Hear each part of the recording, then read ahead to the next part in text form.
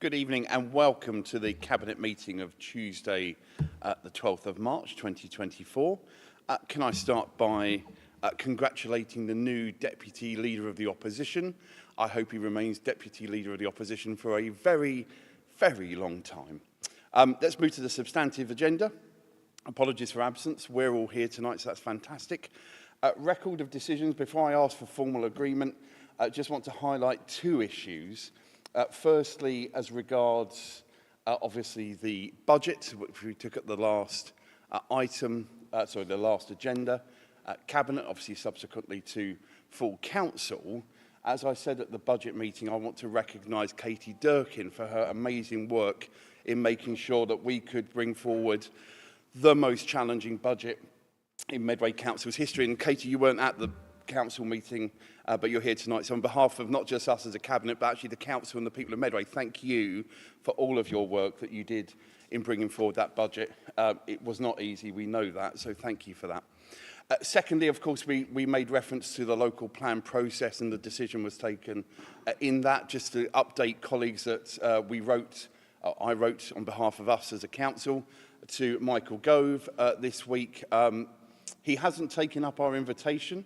I made it clear in the letter the invitation still very much stands if he wants to come and see a well-run council working hard to deliver a local plan after 2 decades of the previous administration failing to do so.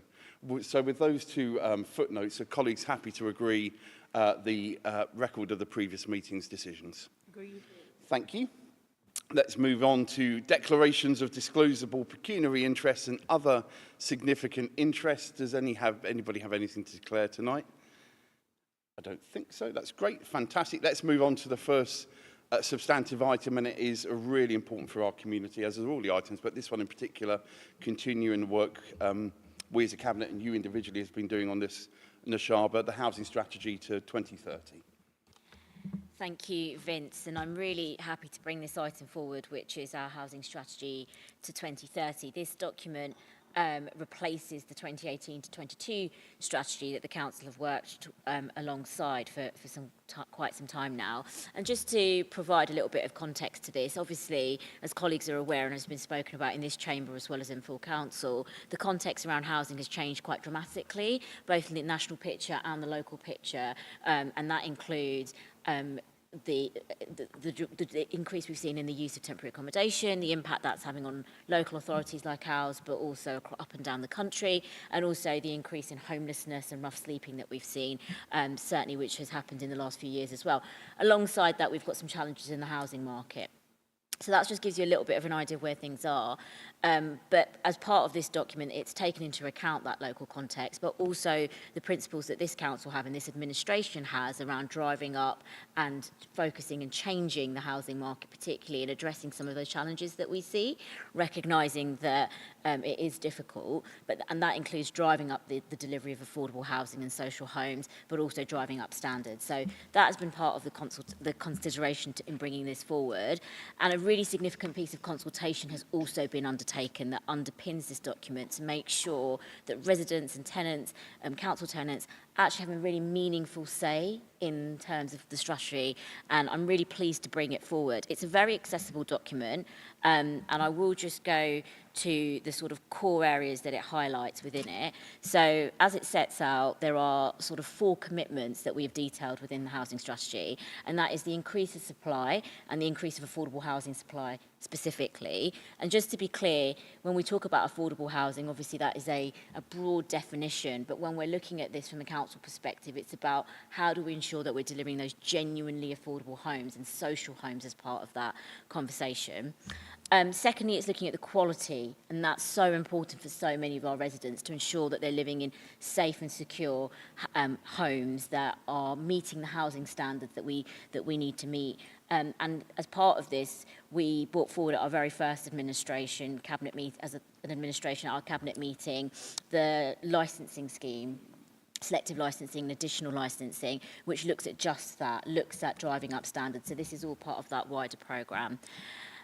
We've talked I've already talked about participation and how tenants have been and residents have been involved in this conversation, but we want that to be an ongoing process, and we genuinely want Medway's tenants to have a meaningful say in the properties that they live in and what that looks like. So we've talked a bit about in the document around how we want to continue that participation, and there's activity already happening where we're going out door knocking, the housing team are out on a regular basis, speaking to tenants, getting feedback, ensuring that complaints are dealt with in the right way so that people feel that they're getting really good interaction with their landlord as a council. The council as a landlord. And then finally, the strategy also picks up on independence, which is, again, another core theme that we've looked at. And that's about ensuring that people have that support to be able to stay in their own homes. So that has two huge benefits, really. The first being it gives people security, longer-term security, and we all know that having a secure roof over your head and that stability is so important, and it has wider health benefits, so we want to make that as easy as possible for people. And also from a council's perspective, it means that we're able to kind of really manage our stock properly and ensure that people have got the right type of housing. So we talk in there about adaptations and how those would play out in order to support that. So really happy to bring this forward. Welcome any questions, comments or queries that colleagues may have, but hopefully it will have support tonight. Thank you very much, Nashaba. Teresa?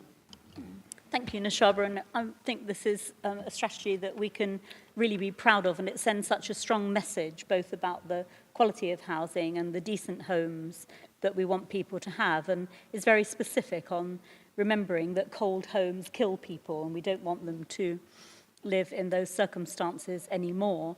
And I'm also really pleased to see the links that you've made very clearly with the local plan that's emerging, because this strategy sends a message to developers about the sort of housing that we want people to have when we come to building up new developments. And I think that that's absolutely critical, because it shows that the council cares about the sort of housing that we have built in Medway, and that we, more than that, we care about the people in it. I just wanted really to note that it was very regrettable how little was in the recent budget about housing, and how shameful it was to withdraw subsidy for affordable homes. That went a bit under the radar, but it didn't go under our radar, and it does show, I think, the very clear difference between a Labour council wanting people to have affordable homes and believe in their future, and a government that doesn't want that at all. Thank you very much, Teresa. I've got Lauren next. Thanks, Vince, and thanks, Nashaba. Yeah, I just wanted to welcome this briefly. I think, as Nashaba said, it's a really accessible document. It's in very plain, simple language, which is really welcome. And I think it's very clear in showing our commitment to building more houses for local people, and driving up standards in the existing housing stock. And as Nashaba said, the licensing scheme for the private rented sector is really key to that. I've unfortunately seen some really truly shocking examples of damp and mould and generally just very poorly maintained properties for private rent in my ward. And I think it's residents in these types of properties who will be helped most by the licensing scheme, which will promote responsible landlord behaviours, which is really to be welcomed. I'm pleased that we're going to be working with the government and other partners to improve the energy efficiency across all of the housing stock as well. I think this also presents an opportunity to grow our local green economy, something I'm working with local colleges and universities and local businesses on. And one of the examples is a local firm, Guscott Heating Services, which is an eco-focused heating company which installs air source heat pumps and gas boilers. And they were recently awarded a grant from the Kent and Medway Business Fund that I sit on to expand and grow their business. So there's lots of potential there. And I also just wanted to welcome the reintroduction of the Landlord Forum, which I know will be welcomed by the FSB Kent, as we've had discussions about the need for this in Medway. And of course, welcome initiatives in the report to proactively get the views of all residents across various different types of housing, but especially those in some of the housing association properties. As once again, unfortunately, in my experience as a local councillor, they do tend to have very sharp elbows, or tend to have to go through their elected representatives to get a decent response when there are issues in their homes. So overall, I just want to welcome it as a really bold and ambitious strategy, which I think is really needed given the state of the housing market in this country. After 14 years of Conservative government has really failed to adequately address our housing supply and improve the housing stock in this country. So I think it's a really strong plan for the future. It's backed by really clear measures to monitor progress, to make sure that we're achieving our aims, and I think it's going to be really beneficial for all the people in Medway. Thank you very much, Lauren. Simon? Yeah, thanks very much, Vincent. Thank you to Nishaba and the team who produced this strategy. I just want to reiterate some of the comments made by colleagues already, but really in the framework, particularly of the local plan. I mean, this is the kind of strategy which goes to the heart of what we mean by sustainable development, where it contributes to our economy, it contributes to the environment, but it also primarily, in this respect, contributes to the health and well-being of our communities. It means that we are providing quality. And I just sort of refer back to the 4 strategic commitments that Nishaba pointed out, and all of them mean that there's a better quality of life for the people who are going to be engaging with this. And that's really lies at the heart of what we mean by sustainable communities. So I just want to add my voice to welcoming this report. Thank you very much. Thank you very much, Simon. I can't see any other colleague. Before I come back to Nishaba to close this debate, I mean, I think in 10 short months, the track record of this administration on the issue of housing is something I'm incredibly proud of. I think we're an exemplar from a challenging place.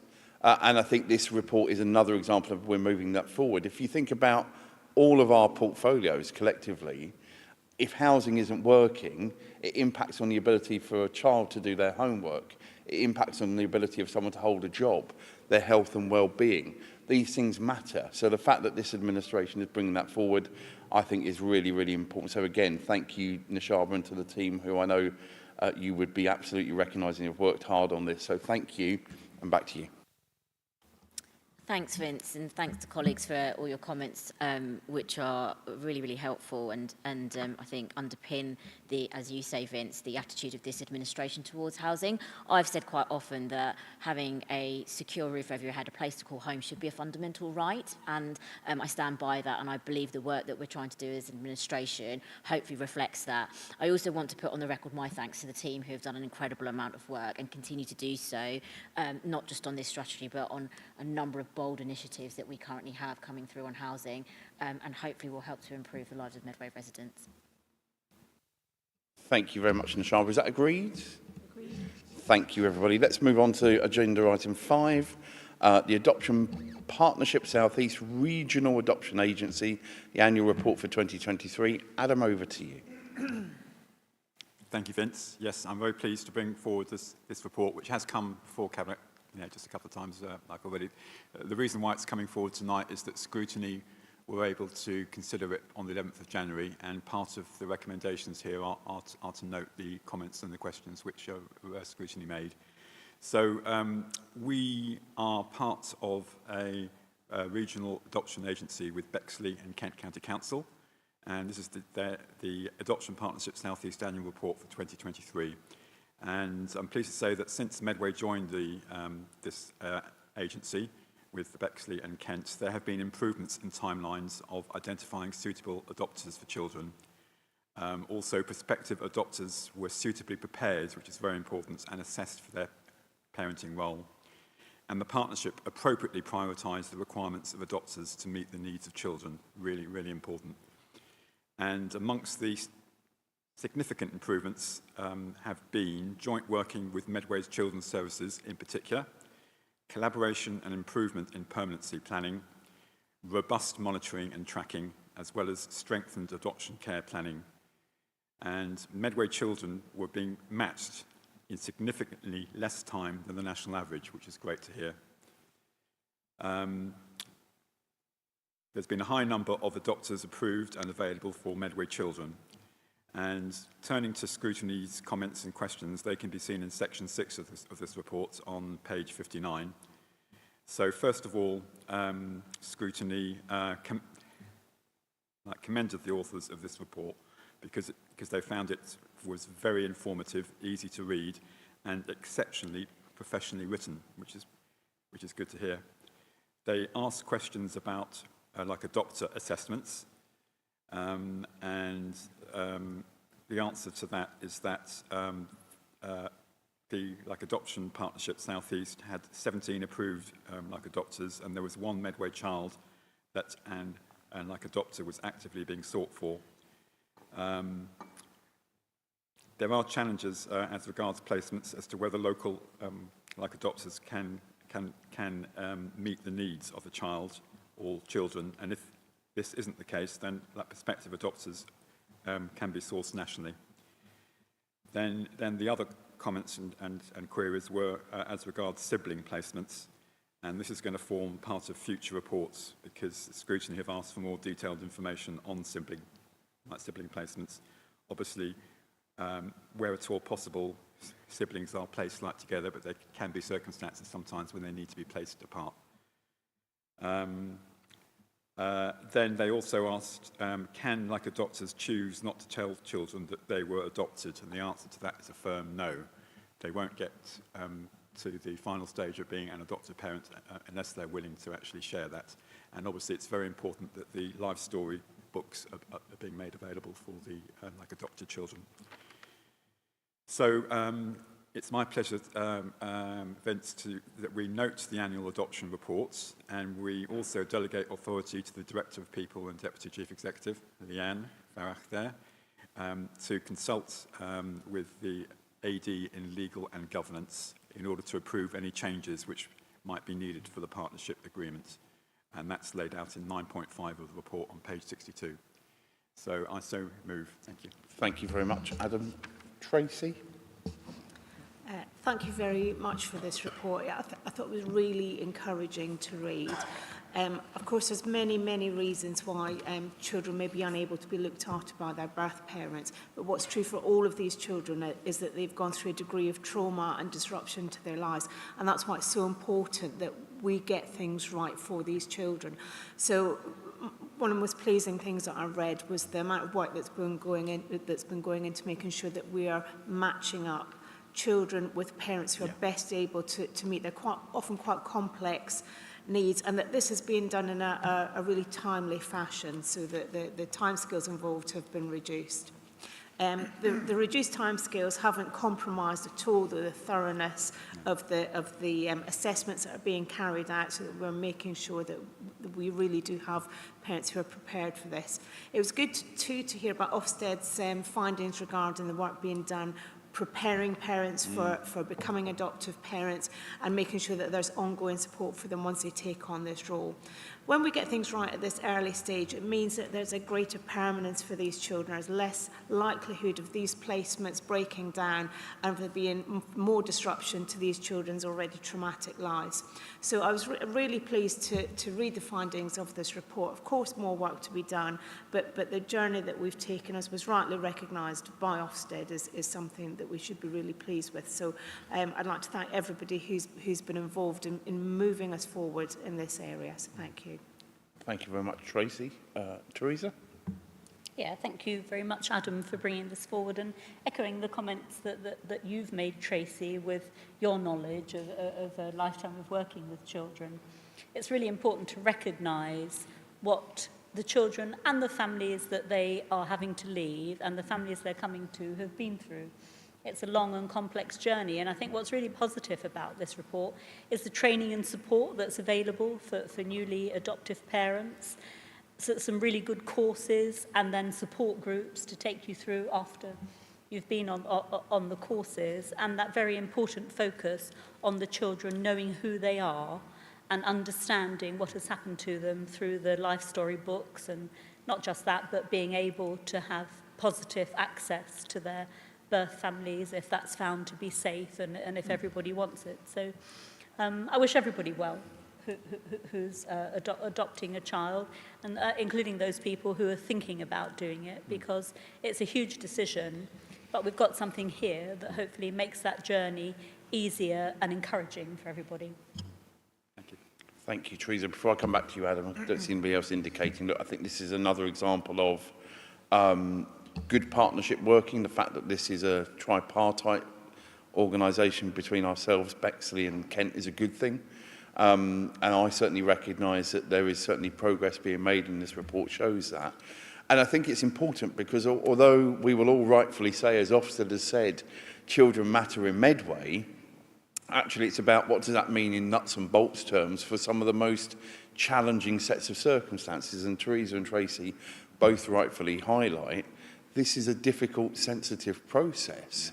So I think this shows this report, and I would encourage people perhaps watching tonight who haven't read through that in detail to have a look at that report. It shows, I think, some good practice, and shows actually I think we're in a good place with the rest of the journey we're on for our 63,000 young people here in Medway, some of whom need that very specific level of support, care and attention, and ultimately compassion. Because ultimately, as Teresa says, the decision to become adoptive parents is a decision of compassion. So I really welcome the annual review we have here. Adam, back to you. Thank you, colleagues, yes, for your encouraging comments. And it just goes to show that adopted children matter in Medway as well. Thank you. Thank you very much indeed, Adam. Is that agreed? Agreed. Thank you. Let's move on to agenda item 6. Happy birthday to Zoe as she introduces, and for her birthday present, she's given to us the Procurement Strategy 21 to 25 update for this year. Zoe, over to you. Thank you. I'm pleased to introduce the 2023 Procurement Strategy update. And as members will see, within the 2023 Comments and Action column of Appendix 1 of the report, officers continue to make great progress against the objectives and have this year proposed a concerted effort to improve the organisation's approach to contract and relationship management, as well as embedding change. Whilst it's important to embrace and endorse what's being proposed, I'd like to reflect on what's been achieved. In previous years of this strategy, a focus was placed on delivering social value. I'm pleased to inform members that for the financial year to date, a whole life commitment of £9.5 million worth of social value has been made by suppliers awarded Medway's contracts. In addition to this, over 75% of the value of all awarded contracts has gone to Medway or Kent-based suppliers. Social value measurement goes beyond financial or economic value with a view to achieving social impact in the round. This acts as a testament to the strategy, our engagement with local suppliers, and our ambition to deliver wider benefits to the residents of Medway. Thank you very much indeed, Zoe. Teresa, then Simon, and Laura. Thank you very much, Zoe, for bringing the strategy forward. And I think it's a timely reminder for all of us that procurement is everybody's business. In all of our portfolios, this strategy will be a kind of baseline for the services that we commission and for the companies that engage with the council. So it's really good to see the emphasis on using smaller and medium sized businesses, but especially local businesses, the emphasis on social value, of course, and the continued efforts of officers to make this process straightforward and transparent. I think that is very important. And having a strategy like this that has got a good local focus and a social value focus encourages businesses who want to work with the council to think about the purpose and sort of, ethos of their business as well. So having a strategy that speaks to all of our portfolios is really critical, and I'm grateful to you, Zoe, for bringing it forward tonight. Thank you very much indeed, Simon. Yeah, thanks very much, Vincent. Thank you, Zoe, and to the colleagues who put this together. I just wanted to go back to what you were saying about the social value side of things. Within that social value thing, there is mention about environmental issues, but following sort of conversations, this has been much more great weight put on this, reflecting how important we treat the climate agenda now than we have done in the past. So just under category 31 in the social value, there's a specific reference to the literature around climate change and stuff that's to do with our action plan there. And also down in category 35 under procurement social value, it talks about the reports are inclusive of environmental considerations, and that's an enhancing and putting at the centre of our policies on procurement how important the environmental agenda is as well. So that's really welcome to see. Thank you very much. Thank you very much indeed. Lauren? Thanks, Vince. Like others, I wanted to just take a moment to say how glad I was to see the strong commitment to social value in the policy, which is all about making sure that we work with our suppliers to maximise positive impacts in our local community. I think we understand it's not just about the lowest price, although we're obviously acutely conscious of the need to get really good value for taxpayers' money. It's also about working with our commercial partners to ensure that our spending is supporting the people of Medway, which I think is really important. And of course, one of the ways that we do this is working through our small and medium businesses in Medway. There are 14,000 businesses in Medway and over 90% of them are SMEs. So they're really crucial to us having a really strong, growing local economy. The FSB Local Leadership Pledge we signed covers public procurement, and I'm really pleased that this document shows good scores across 2023 in the SME-related metrics, with us taking really proactive approaches to integrating SMEs into our procurement and our commissioning. And I'm, of course, delighted in those areas in the report where the score has improved even further in the last year, such as in our regular engagement with and support for SMEs, and also facilitating more partnerships between SMEs and some of the larger companies to provide council services. So that's really good to see. And obviously, the FSB Local Leadership Pledge is one that we're really committed to, and I look forward to us as a council working much more closely with them to embed the procurement policies that will allow us to support our local SME community even further. Thank you very much indeed, Lauren. And I know we'll see some of that at the 10th of April with the business showcase. We've got another cabinet meeting before then, but I know that I'm certainly very excited to see Medway's businesses coming together like that. Before I come back to you, Zoe, it is worth recognising the comments from overview and scrutiny, and I think in particular the reference to training is really important. You know, half the council changed last year, so actually procurement might feel like a bit of a dry topic, but actually it's really important. It's spending taxpayers' money, and Lauren is absolutely right. Of course, we're always going to be thinking about value for money, but this administration takes that holistic approach. We want to make sure that our procurement is doing the very best it can for the local economy, the very best it can for our environment, and much more. So actually that training, both as is referenced in there for members and managers, I think is a positive step, and I welcome the comment, and that ties in with the kind of current rating. They are the only two areas on a 2, so it shows that there's good room for improvement there when other areas have, you know, progressed greatly. And I think it is worth absolutely recognising the tremendous work that's moved a number of those areas to 4 ratings, and I think that's a place we should be rightly proud of. But we should never be complacent, so I think that point around training, and I look forward to seeing that probably in the next municipal year, I suspect. Zoe, back to you. Yes, thank you, Vince. And it's good to hear that we can push for training to take place on procurement for all members. It's also really important to encourage investment in Medway at various levels by local businesses, and I'm pleased to hear, Simon, that environmental issues are central to that process. Thank you, Zoe. Are the recommendations agreed? Agreed.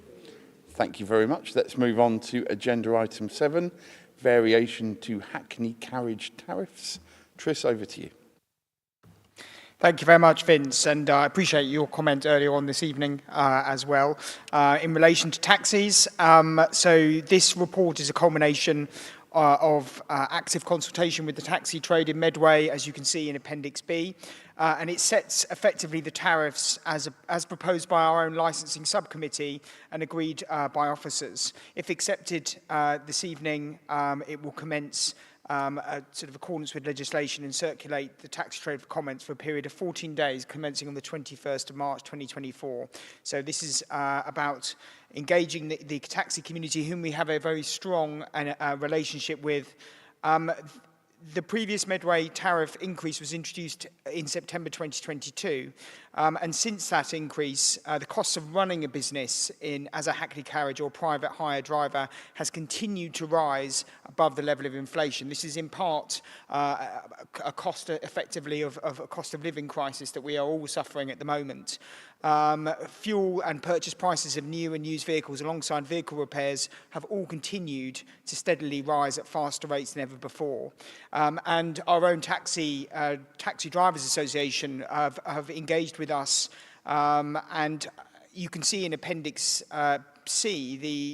Appendix B, the overall response from the taxi trade themselves, which are that at present they are not in a sustainable footing.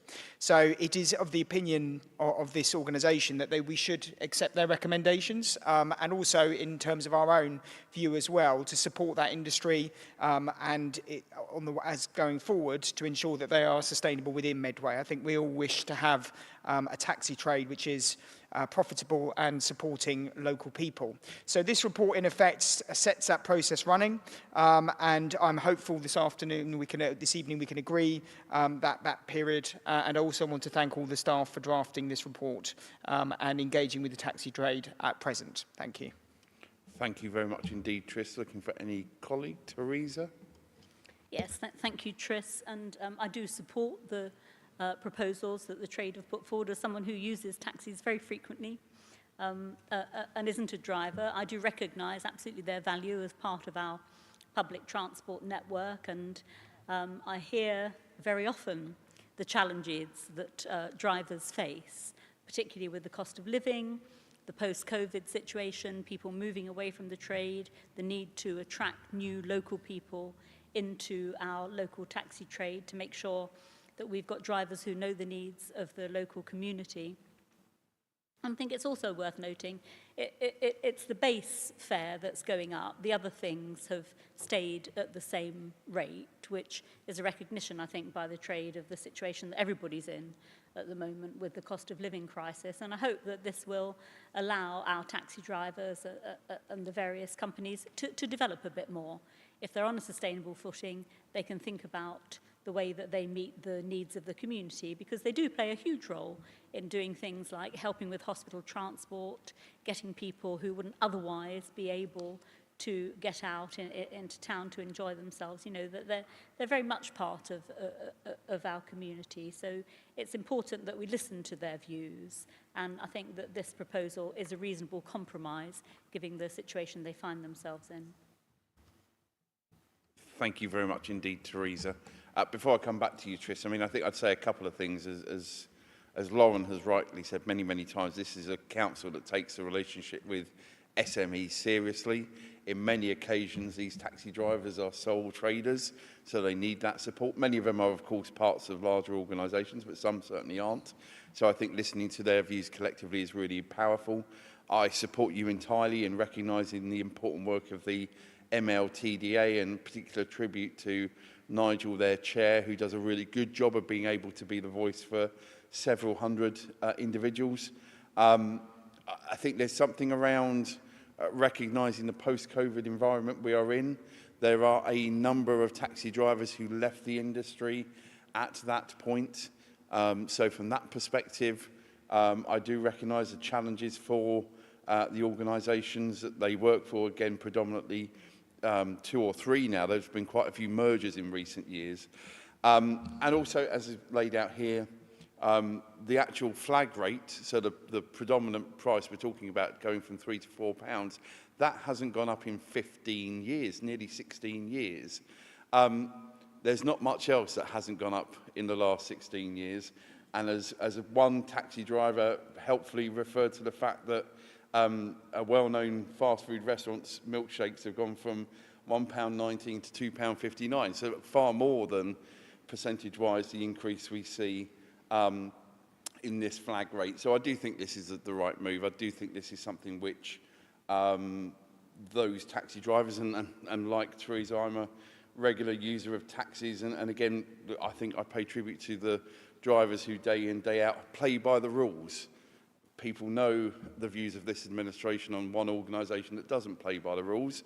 That's not what we're discussing tonight, but rest assured that continues to be something which I certainly want to see further progress made on, and I know other colleagues are looking at that elsewhere as well. So very happy to support this tonight and in part recognise the important work of taxi drivers and the firms improving their offer, having an app, taking cards.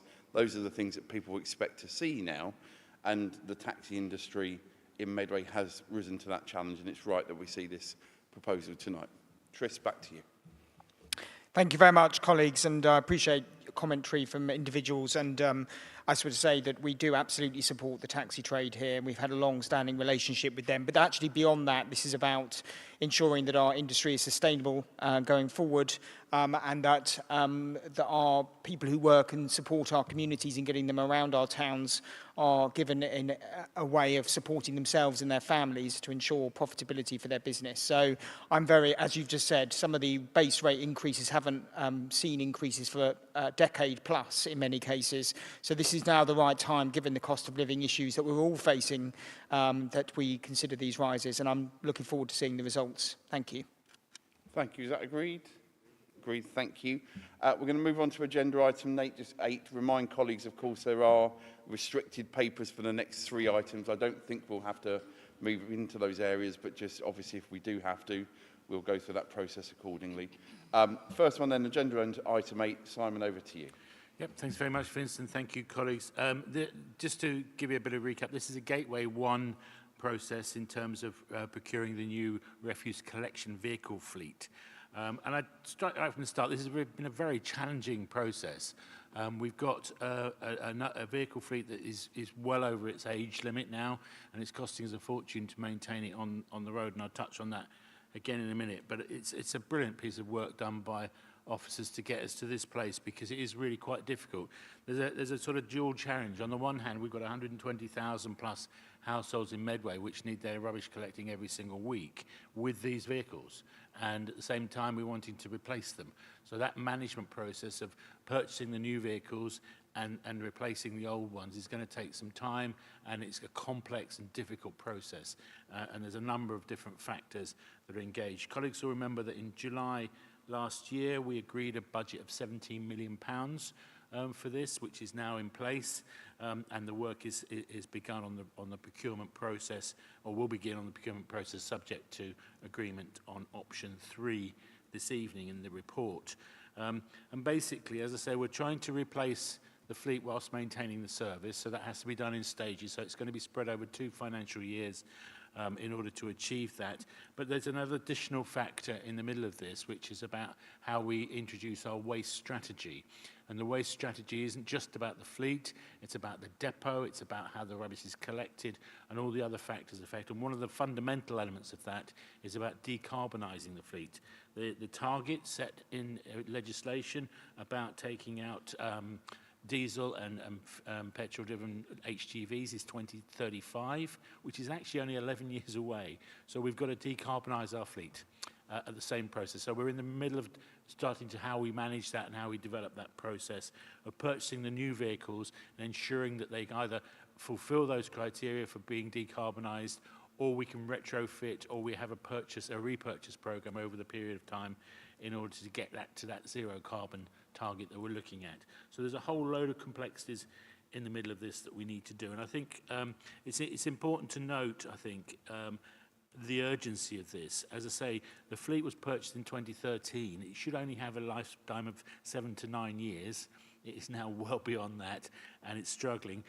Back in January, on the 29th of January this year, we had 11 vehicles out of a 46 vehicle fleet off the road with repairs going on, and they still managed to collect everybody's rubbish, which is amazing piece of work to get that done. That's the kind of urgency we're working on there. And then in the middle of that, we've got to find a new depot. If we're going to have either hydrogen fuel or other kinds of fuels or electric fuel for these vehicles, then we can't do it at the current depot. So part of our waste strategy is to find a new depot, and we're in the process of doing that. So as you can see, this is a complex issue. It's a difficult issue. A huge amount of hard work has gone into achieving it. So we're looking for the support to take this forward. Thank you. Thank you, Simon. That's a helpful overview. Any colleague? I mean, I think obviously we've had conversations about the start of this process, and this is the formal start, if you will. I think we do recognise the challenge because, of course, perhaps it would be fair to say there wasn't a proactive approach, and the fact that it's been left, you know, more than a decade to get to this point, recognising the lifespan of some of these vehicles, just again is another example of where the previous administration perhaps didn't think about fixing roofs or indeed waste trucks when the sun was shining. If there's nobody else, Simon, any final comments before we move to recommendation? No, just refer colleagues to paragraph 732 of the report, which outlines why we're going down this route for option 3, best possible buyers terms, reduced time to market, mitigation against future inflationary pressures, and homogeneity of the fleet. That kind of issues are all in the report, and obviously part of our waste strategy as we go forward. So I'll ask for option 3 to be approved. Thank you. Is that agreed, colleagues? Agreed. Thank you. Let's move to item 9. Nashaba, over to you.